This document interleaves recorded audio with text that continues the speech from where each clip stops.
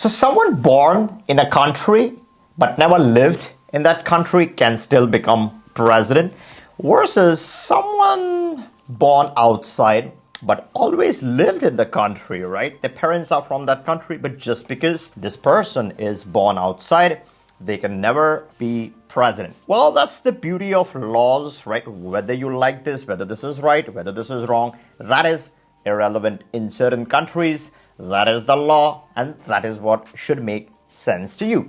Now, this aside, let's talk about some of the advantages or some of the benefits that this has for Western countries. And I'm not going to discuss the tech sector. We have all these foreign entrepreneurs taking over all the leadership positions in some of these countries. But let's talk about the political domain, right? You had the famous UK Prime Minister who is an Indian ethnic. Of course he's a Britisher. Of course he deserves it because he's followed the law. That's benefiting the country or not is not the topic of this video. The topic of this video is that here you have a British born national who is the Prime Minister, but the parents have immigrated from a different country. Now, a lot of countries like Saudi Arabia, Dubai, the whole of Asia, and bunch of other countries do not allow this phenomena. Now, what this does is they always have presidents and prime ministers of their own ethnic origin because they do not allow citizenship by birth.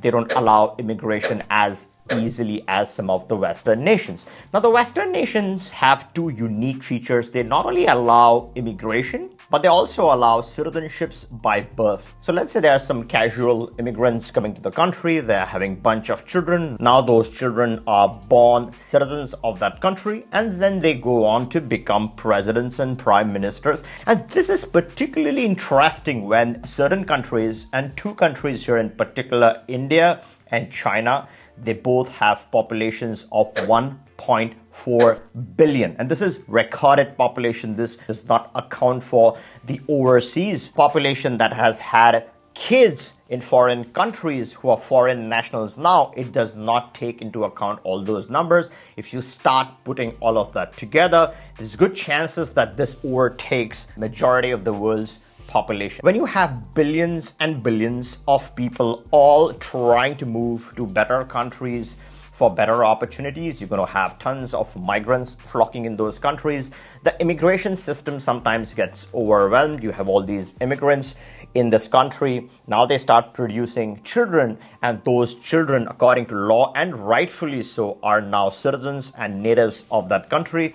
And it's very easy for such a large number to then compete against the population of those countries and become significant leaders, like taking over the tech sector, taking over the political spectrum. This is all rightful and according to the laws that have been set by Western nations. And that is why there's also a big benefit to these Western nations. They are getting foreign ethnic people to lead them. Now, this is deficient in some of the other countries, right or wrong. That is not the point of the discussion in this video. We're talking facts and figures out here. Now, in fact, you'll be shocked there are certain countries which go a step further. They not only allow birthright citizenship by having a baby in those countries, but they also offer an immediate pathway to citizenship for the parents of the children born in those countries. And one of such striking example is Brazil. Now, if you have a baby in Brazil, and this is not to advise you to have a baby in Brazil, but I'm saying there are laws. If you have a baby in Brazil,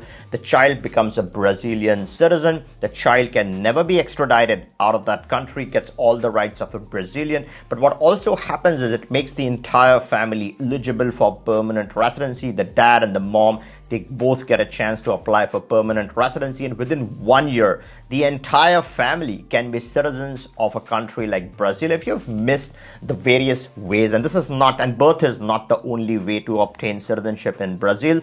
If you have missed my coverage on 4 ways you can actually obtain the Brazilian passport, a tank of a document, very strong Latin document. If you've missed that coverage, you can always return and take a look at this video. This talks about all 4 ways for obtaining a residency in Brazil, which can then lead to citizenship. The second country over here that offers a similar feature is Argentina. Now, mind you, Argentina does not allow citizenship renunciation. You got to fight court cases, etc. But if you are someone who is not into renouncing citizenship, only accepting citizenships, then this one offers an immediate citizenship for the parents, for the husband, wife of people who are citizens. There's some wait time, of course, maybe a year, maybe a couple of years, but then you can actually obtain a tank of a passport. Similar feature is provided in Mexico of very strong travel documents, gets you visa-free access to Canada, also gets you some unique privileges to enter the US. So Mexico is a tank of a document. There's also DR and several other countries that have this unique benefit. Now, if you are interested in obtaining multiple citizenships, because you all know what are the benefits of having more citizenships, apart from those benefits, you also have diversification, you have legal protection, you have tax advantages, right? So sitting in your Western home country, you might be paying double in taxes. If you structure that correctly, you could be paying half, meaning you would be earning double of what you are currently earning. Again, this is no kind of investment advice, and each one's situation is unique. But if you want to start the conversation, you can always click the link in the description, book a call with us. We have tons of attorneys that we work with around the globe. And coming back to the point of birthright citizenship, let me know your thoughts in the comments if birthright citizenship makes sense or not for a nation. And if you like this video, give me a thumbs up. Make sure you're subscribed to the channel. Very important, because then you are up to date on all the latest developments, changes, and impacts within the RCBI, the Residency and Citizenship by Investment domain. All right, hope you liked this video. If you did, give me a thumbs up, make sure you're subbed, and catch you in the next one.